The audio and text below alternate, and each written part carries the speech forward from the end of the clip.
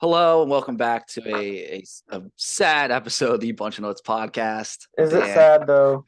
Is it sad? here with Big Cass. It is sad because Ohio State suffered a big defeat this week. They did not pull off the victory against Duke. That's the one game that we all are really upset about. We're totally not upset about anything else.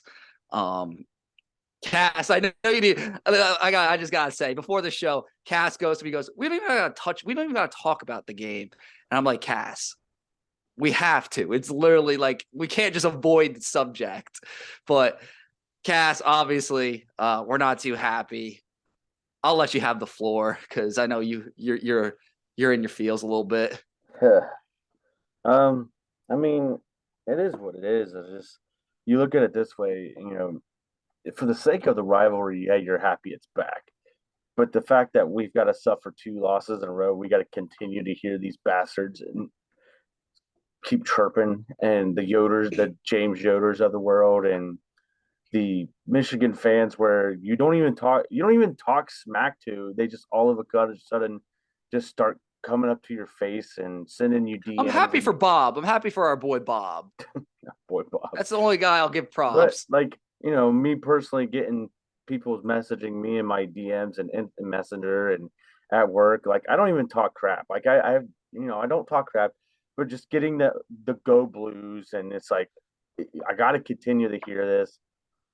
I it's like I'm not even mad. I'm just like You're just disappointed. like you're I should high be feeling like this during basketball season, like not football I season. feel like it's late January, early February, and the basketball Buckeyes have lost seven straight.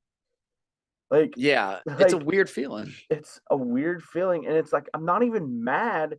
I'm highly disappointed because we played so well, and The first half. we just shit the bed. Like, what happened? Like, I don't even know if the players realize what happened.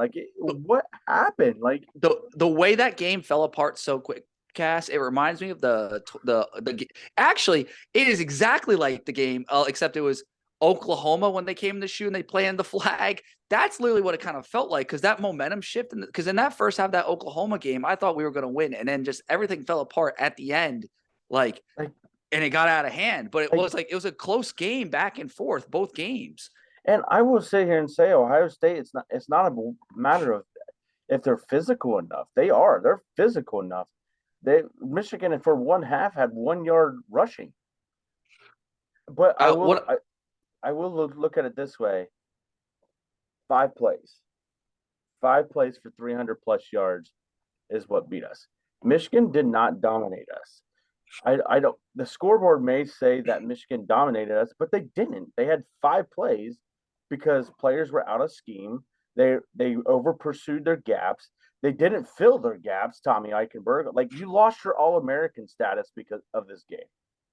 Like you really, Sadly, yeah. you I mean, Lathan Ransom also missed that big tackle. He yeah. did not. Hickman with the pass interference. Jack Sawyer covering Donovan Edwards out of the backfield. Like what was this? Like the Well, adjustments of the yeah. 2020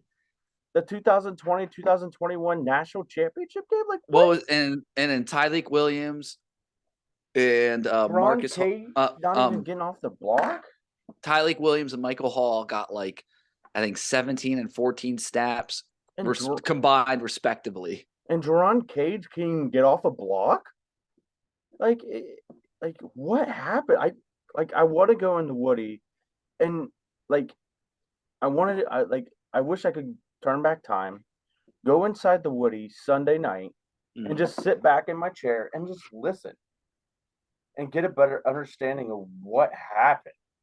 I agree. Like, because too, like offensively, like the first drive was great. I'm like, oh my God, we're going to bully them. This game's over. First drive, Cass, we got the ball. We shoved it down their throats. We were running the ball good with Chip Trainum. Good, like very good. Like I thought Chip Trainum was going to be the next Zeke Elliott the way he was playing, or like the next Trey Sermon. And then, we go down, we score. They come back, get a field goal. We kick a field goal. It's just like, not that the offense was bad. It's just like, I feel like our flaw is like when the offense is not at its best, it's like, our offense is at like a B, and then our defense is an F or like a D. Like we don't win those games, I and that was one of those games. I think it all started with the we get a stop and G Scott headbutt. Which I feel bad for G Scott because um it it's the game. You got to show some intensity, and like that's gonna happen in the game. It's a rivalry game. It's gonna be chippy. Sometimes we might get 15 for free, so I can live with that. But It's that was just but it was the it was timing at of that. Yeah. the worst timing in the history of just like penalties was that one. And the PI, like some of the PIs were just ridiculous. But I mean, moving on. I mean, Turn your head. I said this, like, I think Tim Walton's the new Bill Davis. He might that's like, if he can't get these corners straightened by the bowl game, I gotta see what, like, we might have to consider a new corner coach, because like no interceptions the entire regular season for our corners, and they honestly were worse than last year. I think you can make the argument I got some questions about our what was corners. Cam Martinez doing on that one pass? Like, Just turning his hips, like terrible technique. Good Lord. Just like it's and like I'm not blaming this on Jim Knowles. I'm really not, because I thought the defense is called. As long as those players execute, you're like, that's a good defense, I thought. Like, because like, what was it, 11 yards on 10 carries in the first half or something? Like, we were held them to nothing in the first half rushing, so like it was working. And what I noticed too, Cass, was JJ McCarthy in the second half, and actually Caleb Williams was doing this in the game too, against Notre Dame. Watch their drops in those games. They are dropping back so far, the quarterbacks. Like, they're taking like 5-step drops and then running back like 10 yards and throwing from that platform. Did you notice that at all? Like, Stroud doesn't really do that. I mean, I didn't really watch much of the second half because I was working and breaking down stuff and stuff.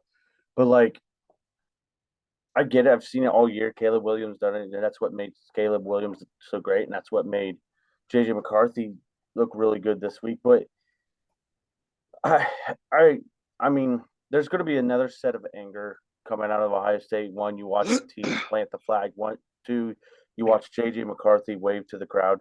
So it's like, when we get when we get an opportunity to play these guys again, I know either, or if Michigan. it's in a college football playoff or in Ann Arbor, it's going to be a lot different. Like, it's not like I'm happy to say it's not us. It's them. Because like, this is like, Michigan just loves these antics now, from the tunnel to then planting the flag. And then they're gonna be like, they act like they're the innocent ones, and like, it's crazy that the Michigan State players are getting charged. But then we come to find out Michigan's defensive tackle has had a concealed Tommy gun or something, and like, since October, and they've known about it, and he played more snaps than Tyleik Williams and Michael Hall Jr. in the game, and actually had a good game. So. And the fact that they want to just basically sweep this thing under the rug, they're supporting this kid, blah, blah, blah, blah. But yet you were throwing everything at the book at Michigan State, saying they should be charged, blah, blah, blah. It's just a double standard. Hypocrites. Hypocrites. Double standard up at Ann Arbor. I hope you get what you're coming to. It may not be against Aiden O'Connell and Purdue. Oh, hey. Jeff Brom, our king.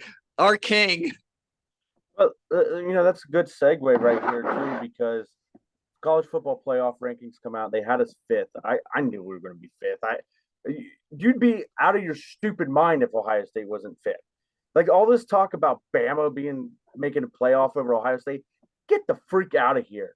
They have worse losses than Ohio State. Their best win is against Texas. Get the flip out of here. How poetic would this be? And one of their losses came to a team who lost to 4-7 Texas A&M, who's starting to lose players into the portal already. How epic would this be, Cass?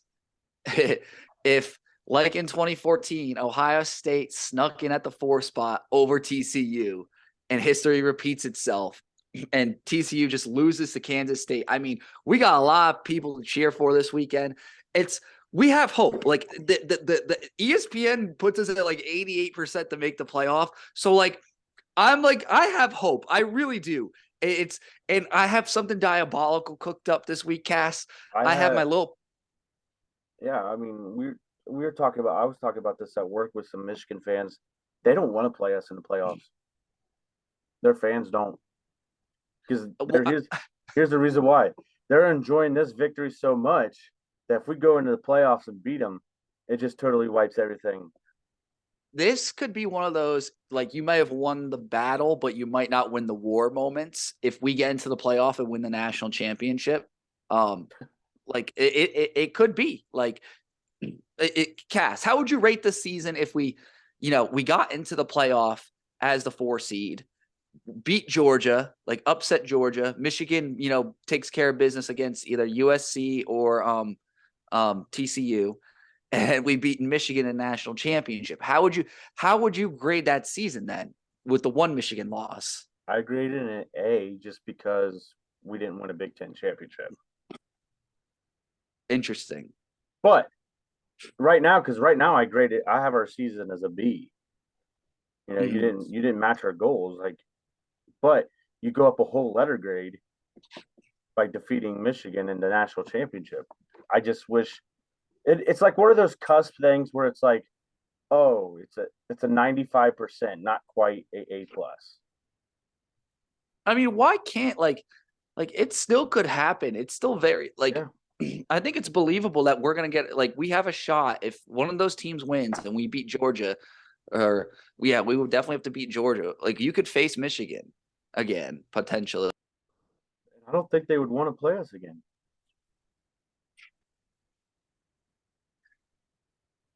It would be a different game for sure. I do feel like our guys are definitely more banged up. I feel like we had a lot more injuries across the board, if that makes sense. They just lost Corum for the year. That's their big one, though. I feel like. And we basically lost Travion Henderson for the year too. Yeah, he's got a broken foot, and I gotta give Michigan credit though, because how did they convert one of their mediocre wide receivers into a better corner than any of our corners? Like, how is Mike Sandstro the best corner in that game? That makes no sense. I thought he played pretty well. And that's what I mean about the cornerback room. Why, how can a team just basically get a guy from a different position room and he's a stud? It's coaching. It's coaching. Yeah. I look at it this way. I mean, here's my hot take. If somehow, some way, USC, TCU wins, that's fine and dandy. Doesn't look like we're going to go to the Rose Bowl. Because here's my theory. Hear me out. Think about the two guys that are playing in the ACC championship, the two quarterbacks. DJ Ugalele. I don't know if I said his name right. I don't care. And Drake May. Two names have been linked to Ohio State as potential transfers. Could it be that I think Clemson's going to beat UNC, by the way? That we get the Orange Bowl bid, and Ryan Day is recruiting DJ Ugalele to come to Ohio State next year. Kind of finessing this whole situation. It's like a recruiting without actually talking about recruiting him. We go in, we beat Clemson. He makes a few good plays. After the game, they do the handshake. He gives Ugalele a hug and says, "Come to Ohio State. I can make you a first-round draft pick." I mean, that's cool. I like the notion of just playing Clemson and just whooping them. Quarterback wise, I don't think I don't love DJ Ugalele. I don't like his mechanics. I don't think he's but I don't think he's good. He hasn't been coached up. That's the problem. He's a 5-star quarterback that the talent is there, and you've seen flashes of the talent that hasn't had the proper coaching. I don't know. I'm curious how good. I don't know. I'm not sure how good his ceiling really is, though. Is my thing. Like, I'm just not high on DJ Ugalele. I'm high on Daquan Finn. Go to Toledo and just pluck him. Make sure he stays in state. Nah, I don't think that's going to happen because Cade McNamara went to Iowa today. He entered the portal, and 2 days later, he's in Iowa. Which, I mean, that's a good quarterback for that. That's a Big Ten championship quarterback that they pulled. I mean, they needed something. I mean, Brian Ferentz might ruin Cade McNamara, but I mean, Jim Harbaugh didn't ruin him, so and Josh Gaddis didn't. So like that says something about him. So if we somehow don't get to the playoffs, if Clemson loses to UNC, how do you feel about the Orange Bowl? Like, do you think we could get Ohio State, Tennessee in the Orange Bowl? I feel like that could work. get to play Joe Milton. That's what I'm saying. That would be a banger. Like the Orange Bowl. If we go to the Orange Bowl, I guess my biggest thing is like the one of the teams has to be orange. It either has to be Tennessee or Clemson we play. And I would love to go to that bowl game. And that'd be a great bowl game. I think that'd be fun. Because let's be honest, no one wants to go out to the Rose Bowl again. I mean, it's nice every couple of years, but not like every year. Alabama's going to the Sugar Bowl, and they're going to play Kansas State. Alabama, Kansas State in the Rose Bowl? Sugar Bowl. Oh, Sugar Bowl. That would be a fun one. That would be a really good one. And then the Cotton Bowl will probably be Tulane. No, Tulane or UCF, right? Yeah, and then like Tennessee or probably like Tennessee. Because right now they're saying that we're blocking Tennessee or LSU. LSU's got 3 losses, dude. If they win the SEC, they're not making a New Year's Six Bowl. I feel like if they win the SEC, they're absolutely making a New Year's Six Bowl. Oh yeah, if they beat Georgia, they're making New Year's. Yeah. I'm looking up the rankings right now. All right, hold on, not the ranking. I'm going to do CFB New Year's Six. Which, by the way, the playoffs starting in 2024 are going to be 12 teams. LSU's going to Outback Bowl. They're bringing home the Bloomin' Onion. They're going to Tampa Bay Bowl. That's what it's called now. It's always the Outback Bowl. All right, the Cotton Bowl. My thing is if Ohio State ends up going into the CFP, then a lot of things are going to change. Let's see here. That's not the website. Come on. I hate these. Oh, here we go. That's 2025. Wait, the 12-team playoff? I mean, somebody tweeted out and said, congratulations, Georgia, Ohio State, and Alabama. You are in the 12-team playoff every year. It really is. It's nice. It's a good feeling.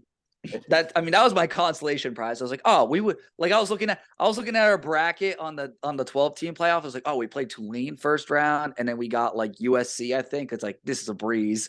Like we would easily be in the championship on this side. Yeah, definitely for sure. All right, okay. Because the big question is Penn State and Ohio State. Right now, Penn State will probably play Washington if USC wins in the Rose Bowl. Washington will be higher ranked than Utah because Utah will drop. Okay. Right now, according to Fox Sports, the Orange Bowl has Clemson, Ohio State, Kansas State in the orange, Sugar Bowl, Kansas State, Alabama, Fiesta, Michigan, TCU, Peach, Georgia, USC, Cotton Bowl, Tennessee, UCF, Rose Bowl, Penn State, Washington. The UCF one, Tennessee UCF, that's Heupel versus his former place. So that's intriguing. Mm-hmm. And then some other notable bowl games, which by the way, our annual A Bunch of Nuts podcast bowl game pick'em will be getting started Once the bowl games are released, I will create the username and the password, and we'll put it on the Twitter. 1 entry per person. And we gotta have your name. Please, please. Last year we did the tournament. We didn't give out a winner because the winner didn't come forward and they didn't have their first name, first or last name. So Pot doubles. first and last name. The Citrus Bowl, Purdue, LSU. That would that could be a good one too, because didn't Purdue win last year in their bowl game? They beat Tennessee. Tennessee, yeah, that's And a this crazy bowl, game. in this bowl game, the Music City Bowl, Illinois, Ole Miss. The Reliquest Bowl, Notre Dame versus South Carolina. By the way, that's the old Outback Bowl. That one's gonna be a fun one. I like that one. South Carolina versus Notre Dame. That's intriguing. The Cheez-It Bowl, Oklahoma versus Florida State. Now this ain't fair. This game's not fair. The Pinstripe Bowl, Minnesota versus Syracuse.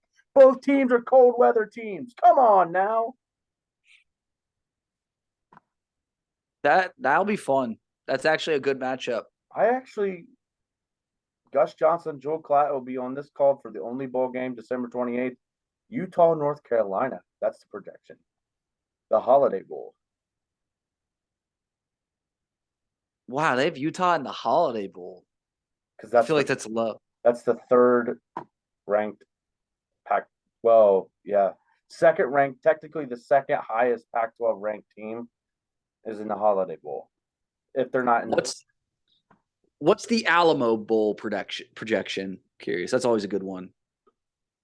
Oregon State, Texas, UCLA. Yeah, that's a good one. Book it. Okay, that's all predictions. But that's all predictions. What about RNL Carriers, or like what's the one in New Orleans? Like the first game that like no one. The Bahamas Bowl, December 6th, UAB, Trent Dilfer versus Miami, Ohio. And then the Cure Bowl, Coastal Carolina versus BYU. That's Mullets versus Mormons round 2. What? That's must-watch TV. And then the Fenway Park Bowl, Louisville versus East Carolina, December 17th. The New Mexico Bowl, San Jose State, New Mexico State. Why is the New Mexico Bowl one of the best bowl games ever on TV? Like in the Sun, like the Sun Stadium. Like it's in New Mexico. The end zone say the New Mexico Bowl, and it's always like the Mountain West versus maybe some random Pac-12 team or another WAC or Mountain or a WAC team. The New Mexico Bowl. I'm pulling it up. It's always on a Saturday. Yeah, that's a nice one. The Lending Tree Bowl, Rice versus Bowling Green. What's the Sun Bowl? Is that the same bowl we're talking about? The New Orleans Bowl, UTSA, South Alabama. Tony the Tiger Sun Bowl. What's that game? It used to be the Brute Sun Bowl, but all right, I'm looking it up right now. Because that's the one that always Oregon, Wake Forest. That'll be a good one. That's good. Listen to this one. This would be the most boring bowl game. If this matchup happened, it would be the boringest bowl game, and it's for a jar of mayonnaise. The Duke's Mayo Bowl, Iowa versus Duke. Who is watching that? That game being over in an hour. That game sounds like it's going to be like 5-8 with a Duke win. No touchdowns. 5-8, and it's just going to come down to no touchdowns. Safeties and field goals. It's going to be 5-5, and then Duke's going to kick the game-winning field goal. All right, speaking of Duke, Ohio State men's basketball team lost to Duke last night. I'd like to. I didn't really watch much of it, but what I've been hearing and reading, they fought hard. They had a lot of stuff to overcome, but they fought pretty hard. And I mean, Cameron Indoor is a tough place to play. I'm happy because this is good because we didn't win the December, like the early December games. We want to save the big wins for March. Like I liked what the young guys showed. Like I like Thornton. I think that guy is pretty good. He seems like he has a good presence out there. I like him, at the guard. And then obviously Zed Key, dominated Duke in the post again. Cass, he's looking really good this year. And then finally McNeil, phenomenal shooter. He's really fun to watch. Like I feel good. Like if we get him open in some corners, I think he's going to hit some shots. I feel like that guy is a good shooter. I don't think we're going to ruin him. I think we're going to ruin Tanner Holden, unfortunately. But I think McNeil was the good transfer. So you don't want us to beat North Carolina December 17th? No, we saved those. Because we lose these and then we put it all together in March. I will rather see these guys get better and actually learn how to play the game of basketball. I am right and then there get with these you. wins. I am right there with you. How about the ladies, dude? The Lady Buckeyes are just killing it, man. Mm-hmm. They've only scored they've they've beaten Tennessee this year. They've beaten Louisville, and they've beaten every team by double digits. And they beat Louisville in the Big Ten ACC Challenge. They do have Rutgers this weekend in Piscataway. These Lady Buckeyes, man, there's some bad chicas, man. I gotta tell you, women's basketball, the women's basketball March Madness is pretty fun to watch that these days. When it's gotten really good the past couple years. The problem is I watch obviously UConn, they're a machine, but South Carolina too is such a dominant program. I feel Baylor, Baylor too. Stanford, Mississippi State. There's so many really, really tough programs. Ohio State just has never taken that jump, but maybe this could be the team. Yeah, they are fun to watch. They create a lot of turnovers. They had 38 against McKenzie State. I don't care who you play. You force 38 turnovers, you're going to win a lot of ball games. I do feel like if Ohio State's women's program won a championship or two, I do feel like the shot would be rocking for them. It's just I want to see them go to a Final Four. Yeah, I think they could easily do that. I think they could get to a Final Four and the shot will be rocking. How funny would that be? I would go to a women's Final Four for Ohio State. I would consider it. Where's it at this year? I don't know. I know it's in Columbus in a couple of years. Because that's the only. I know. I've been looking. I've been looking for tickets in the Cavelli Center. New Year's Eve day, they play Michigan in the Cavelli Center at high noon. That's a good game. The American Airlines Center. Where's the Miami, I think, right? Dallas. Not even close. I'd go to Dallas for that. So yeah. All right, college football this weekend. Oh, so Big Ten honorees. I forgot about this. Some Big Ten honorees. Before we do that, Tom Herman hired at Florida Atlantic as the head coach. I dig it. That's a good hire. He's gonna take the Lane Kiffin route. He's probably gonna dominate for a year or two there and take a bigger job. I see that coming. Matt Rule, Nebraska.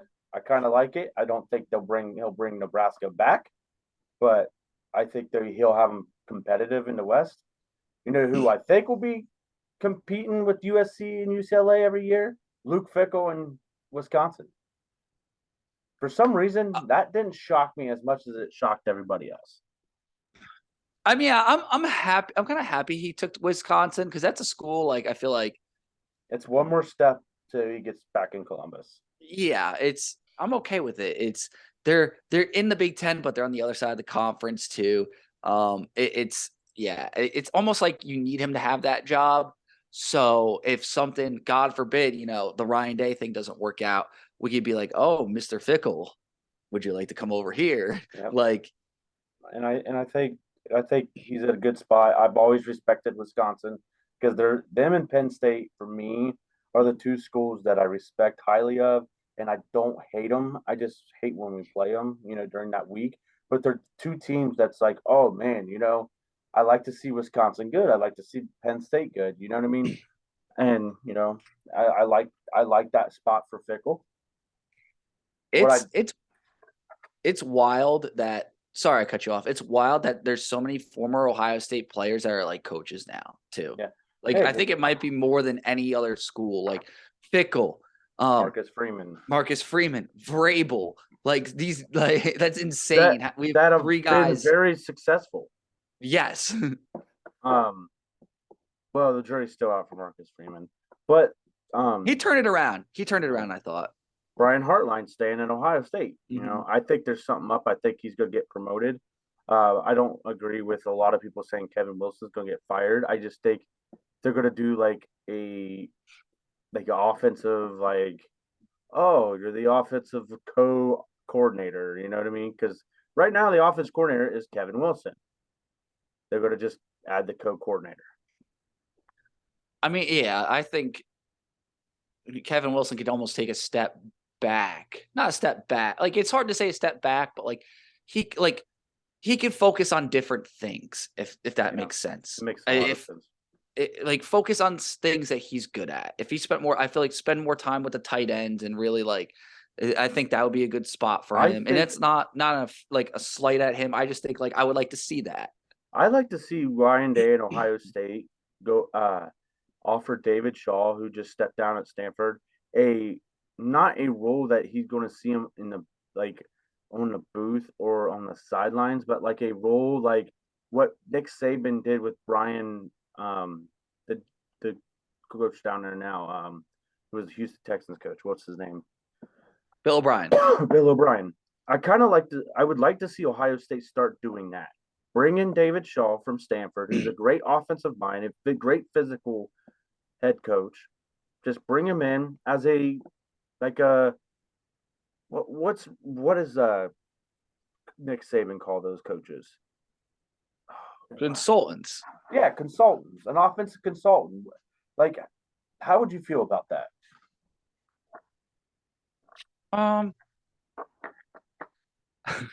I think I like the idea. I don't like the person. I think we should either bring in just literally, I don't care how much it takes, just for maybe a week or two, maybe just for the week we play Michigan, just pay Urban Meyer so much money. He just spends a week with the team and just drills hatred.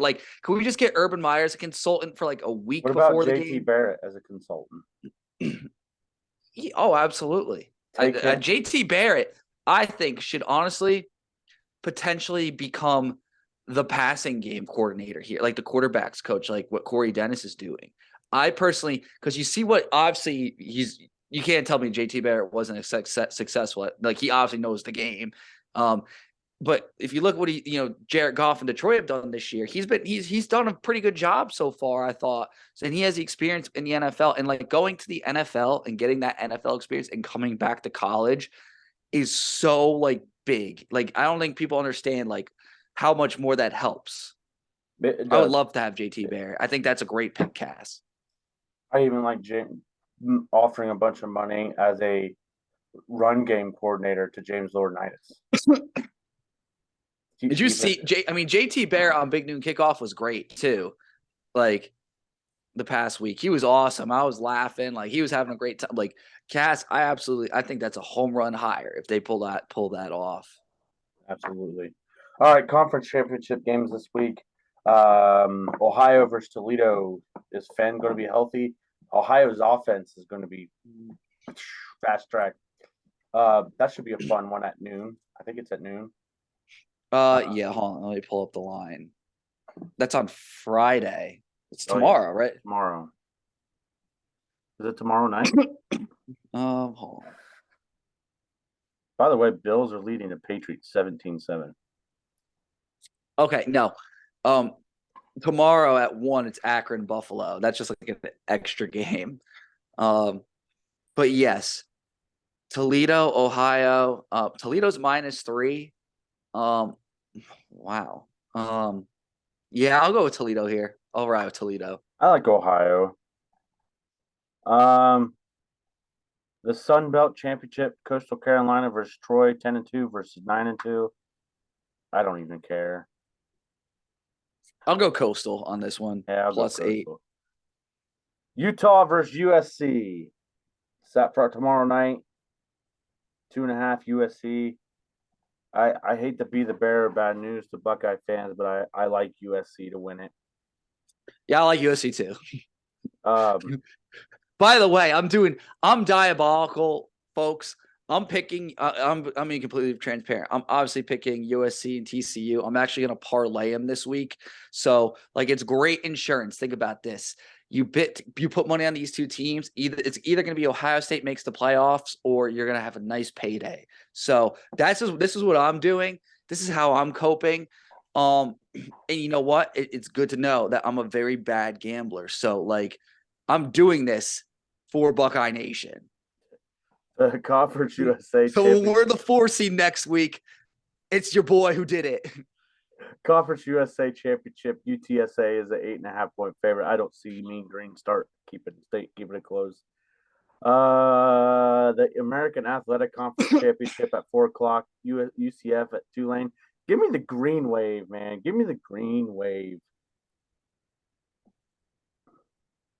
I'll go UCF, and it kills me to do that. Georgia, LSU, easy Georgia. 17.5 though. I say LSU keeps it close, but Georgia wins.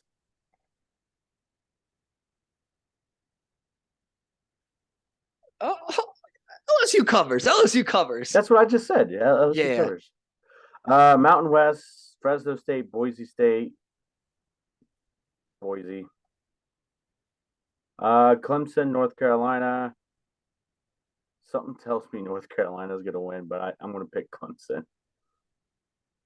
I'll pick Clemson too, because there's no justice in this world. And then Michigan's a 17-point favorite over Purdue. Purdue money line. I got Michigan covering. I got Purdue money line. Purdue. I don't care about the points. Purdue money line. I didn't even write these down. Purdue money line. But our yearly awards are coming out. Also, our Nutty Awards. Got some good candidates. Yeah.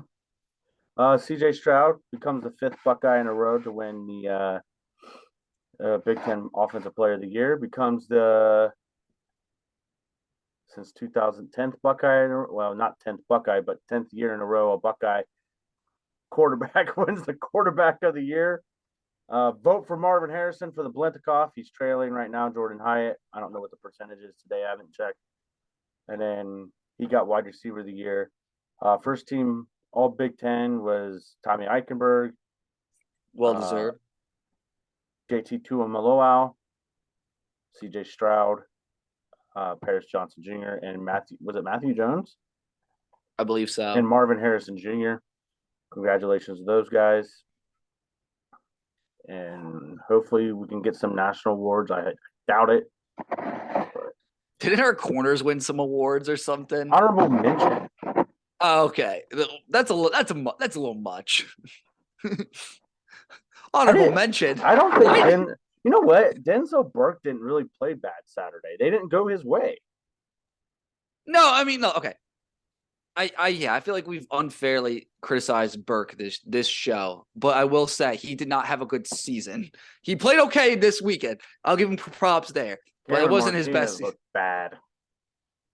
They all look terrible. Like, all the corners just let me down, and I expect better out of the corners. As a former defensive back, like, I hold that group to a higher standard, and that was just not it.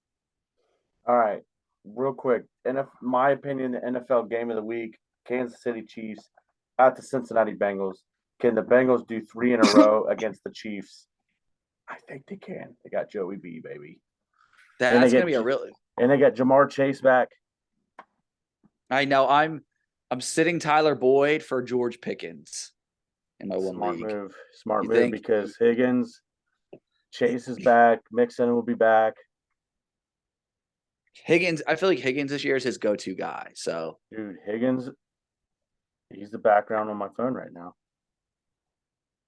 true Automart, baby. True Automart Higgins. He wore his Hayden Hurst jersey at practice today because he lost a bet with South Carolina and Clemson. I love it. I love it. I love it. That also was great to see. That's all I have this week. And that's all I have. And remember, it can always be worse. You can be a Clemson fan. Go Bucks. Go Bucks.